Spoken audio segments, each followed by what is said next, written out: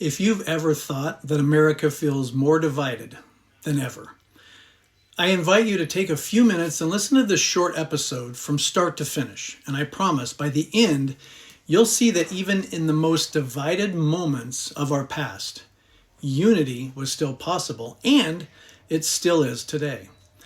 Imagine the summer heat of 1776 in Philadelphia. It was thick with humidity, tension, horseflies. It was horrible.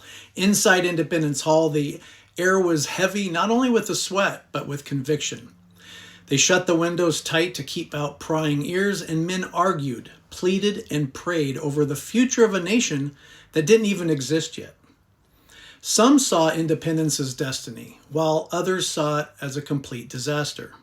John Adams stood tall, of course, and his voice echoed through the chamber with, "We are in the very midst of a revolution, the most complete, unexpected, and remarkable of any in the history of the world."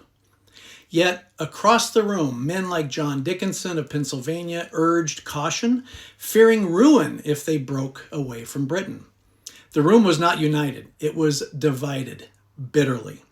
Adams and Dickinson clashed so sharply that at one point they could hardly look at each other. Jefferson and Adams themselves disagreed constantly. Jefferson, quiet and idealistic, and Adams was fiery and point-blank blunt. But when the time came, they still signed their names together on that parchment, knowing it could cost them their lives.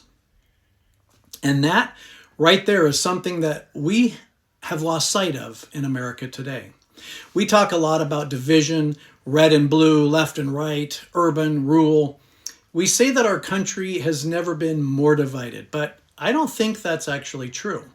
I think the founding generation lived through divisions so deep that the wrong word in the wrong room could actually get you hanged for treason. And yet, they persevered. When the Declaration was drafted, every single line was debated, and Jefferson's original version condemned slavery, but it was struck out by all the delegates from the South. That argument nearly tore the Congress apart. But they didn't walk away. They argued, they compromised, and in the end, they actually created a statement that still shakes the world. We hold these truths to be self-evident that all men are created equal. It was not perfect, and it was not easy, but they all believed something greater was at stake, something bigger than their pride, their party, or themselves. And let's not forget that none of these men were getting paid either. They all volunteered, paying for their travel, meals, and all expenses. 11 years later, in 1787, the same spirit was tested again when delegates gathered to form the Constitution. The debates were fierce over states' rights, the presidency, representation, slavery, taxes, trade, you name it, it was a topic. They were shouting matches galore, people walked out, and at times the convention nearly collapsed. Benjamin Franklin, 81 years old at the time, and wearily, finally rose and said, "The longer I live, the more convincing proofs I see of this truth, that God governs in the affairs of men. And if a sparrow cannot fall to the ground without his notice, is it probable that an empire can rise without his aid?" That moment changed the tone in the room. They all then prayed together. They stayed. They finished their work. When the Constitution was finally signed, not every delegate agreed with every single word or topic, but George Washington, calm, steady, and resolute, he signed it first. He set the example that sometimes unity isn't about agreeing on everything. It's about agreeing on what actually matters most. They didn't leave Philadelphia with perfection. They did leave with purpose. Today we have our own battles, political, cultural, moral. We argue online, we block each other, cancel each other out, and treat any disagreement as a complete disloyalty.